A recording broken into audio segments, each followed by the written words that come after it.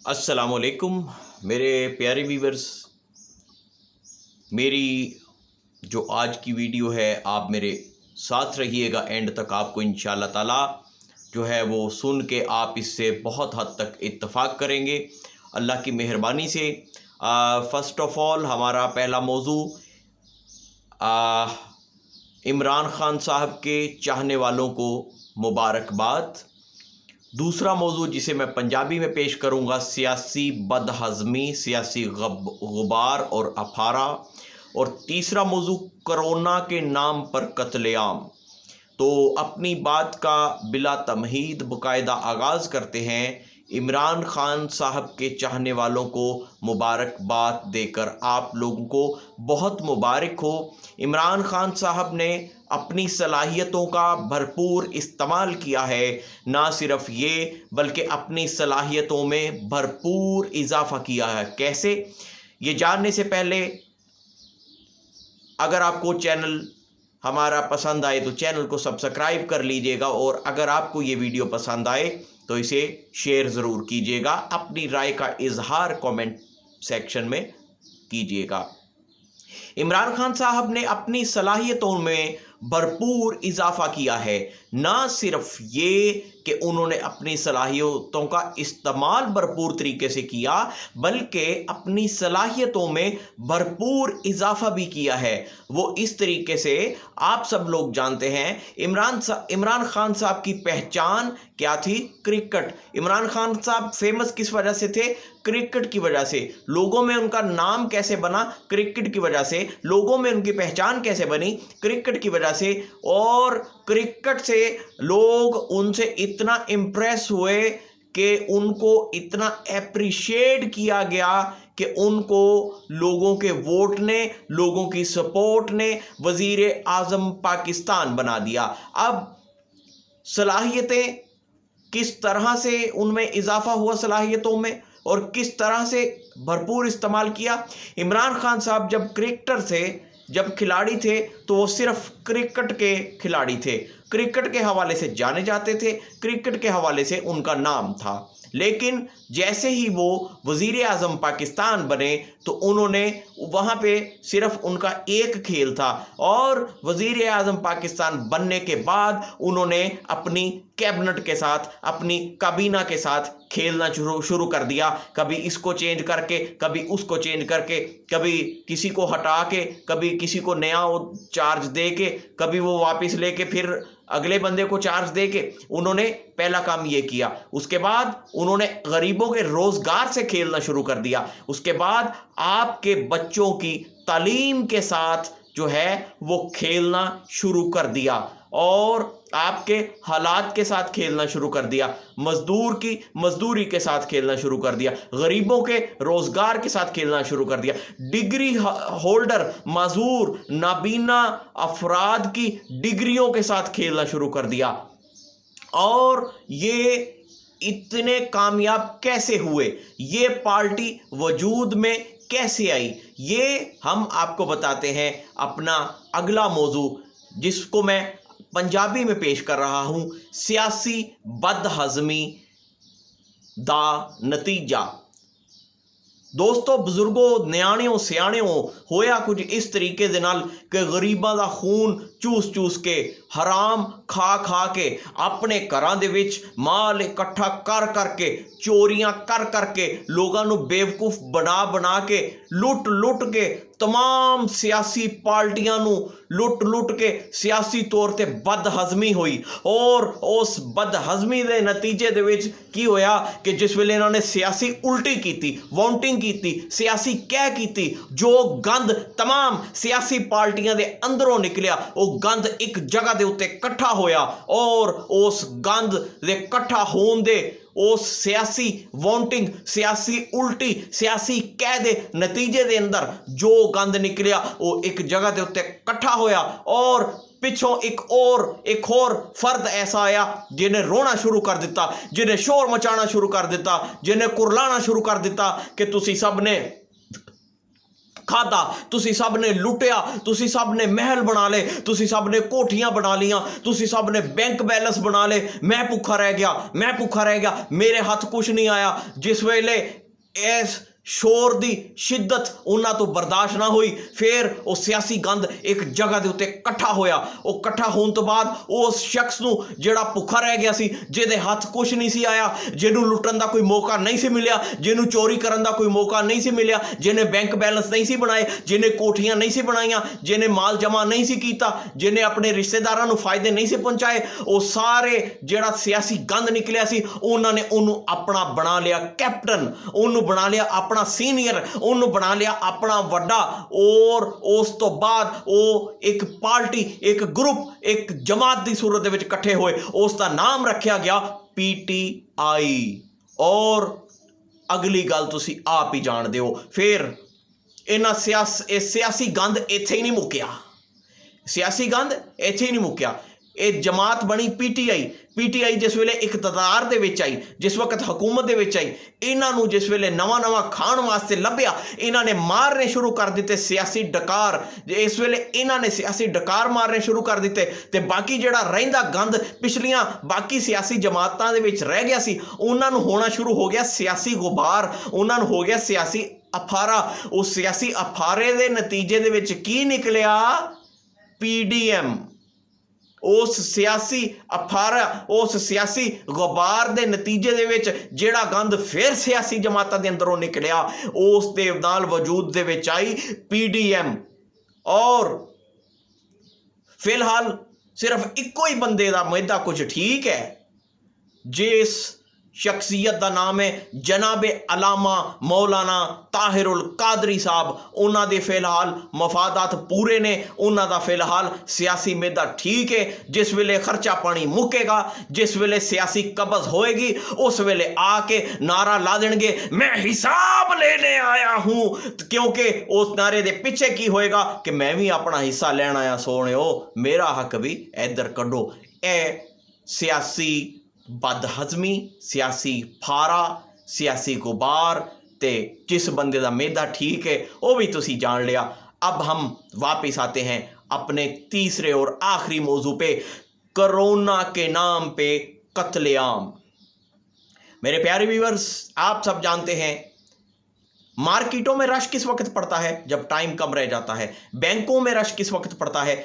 जब टाइम कम रह जाता है। गर्ज कोई भी जगह हो, जब टाइम शॉर्ट होगा, गैदरिंग ज़्यादा होगी, रश ज़्यादा होगा। ये लोग टाइम को कम कर रहे हैं, ये लोग लॉकडाउन कर रहे हैं जी। 6 बजे मार्केटें बंद होगी, 5 बजे मार्केटें बाजार बंद होंगी। इस तरीके से जब टाइम शॉर्ट होगा तो क्या गैदरिंग नहीं बढ़ेगी? क्या रश नहीं पड़ेगा?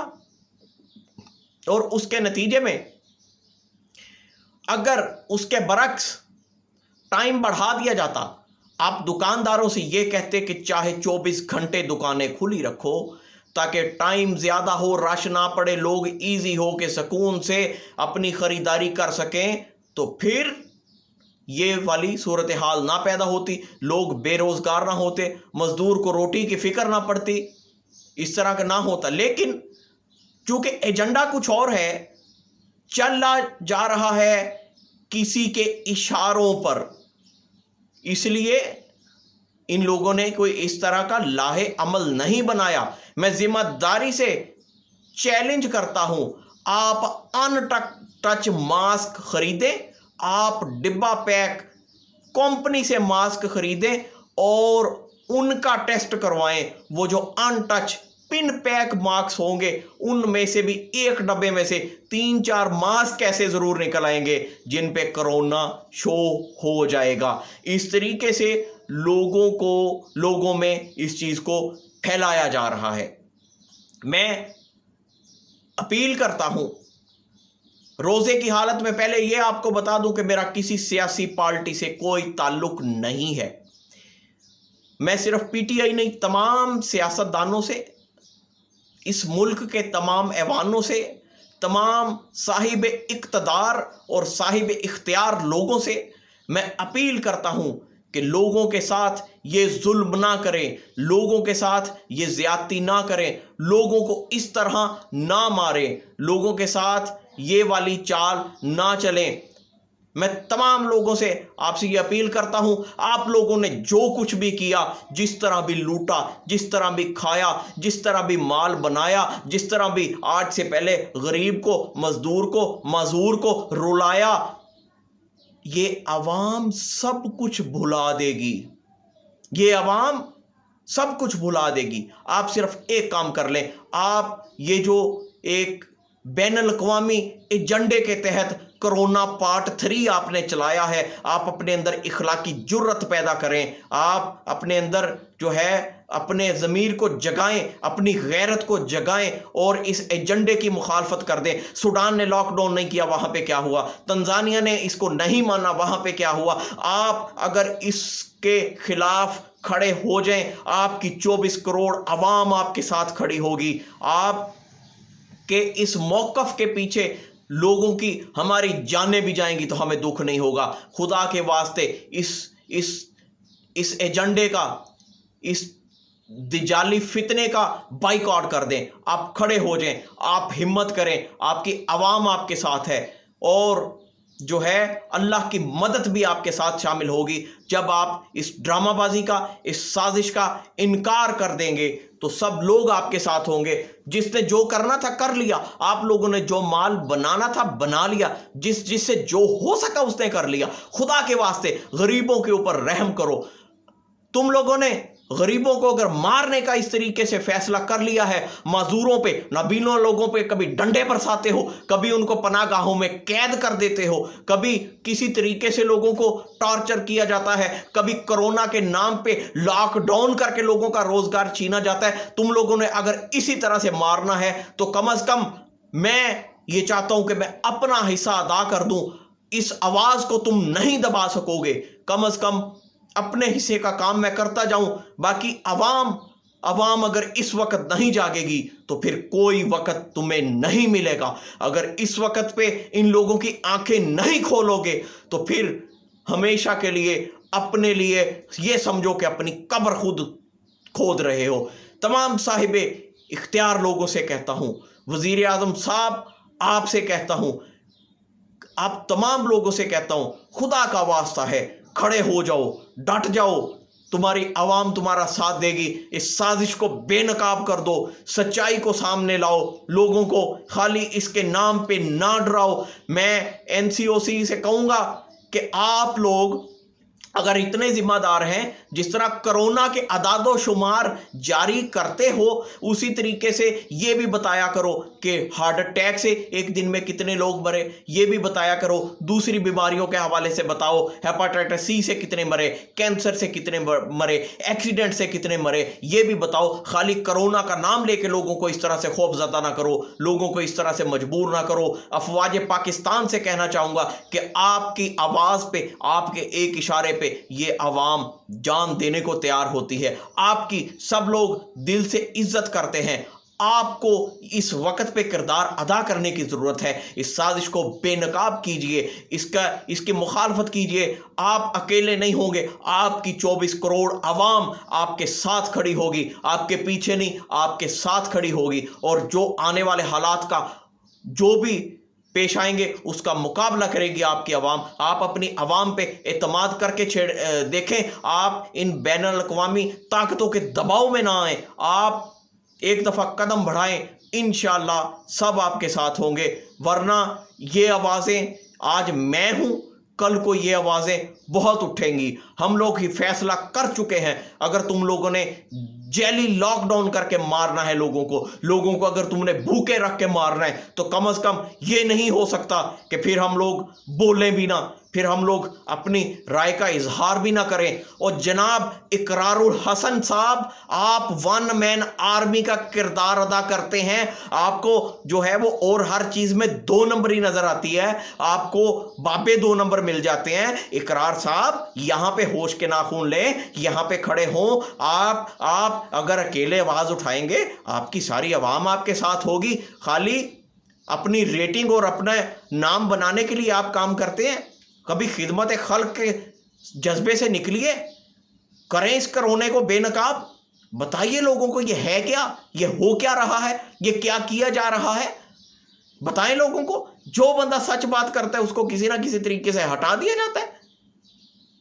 खुदा के वास्ते तुम लोगों ने जो करना था कर लिया, तुम्हारे पास तौबा का मौका है। ये जितने साहिब इख्तियार लोग हैं, साहिब इख्तदार लोग हैं, इनके लिए तौबा का मौका है। अवाम तुम्हारे सारा कुछ भुला देगी अगर इस टाइम पे अपनी अवाम से वफा कर जाओगे, अगर इस टाइम पे अपने ज़मीर को जगा लोगे, अपनी गैरत को जगा लोगे, तो शायद अवाम पिछले ज़ख्म भूल जाएगी। जो तुमने मज़दूरों पे डंडे बरसाए, जो तुमने मज़दूरों का रोज़गार छीना, लोगों के साथ जो सलूक किया, वो शायद सब कुछ अवाम भुला देगी। अपने ज़मीर को जगाइए और अपनी गैरत को जिंदा करते हुए इस साजिश को बेनकाब करें। जहां तक मेरा पैगाम पहुंचे, इसको आगे से आगे पहुंचाने की कोशिश कीजिए। दुआ है कि किसी साहिब इख्तियार, किसी साहिब इख्तियार के दिल तक पहुंचे। अल्लाह हाफिज़। अस्सलामु अलैकुम वरहमतुल्लाहि वबरकातुहू।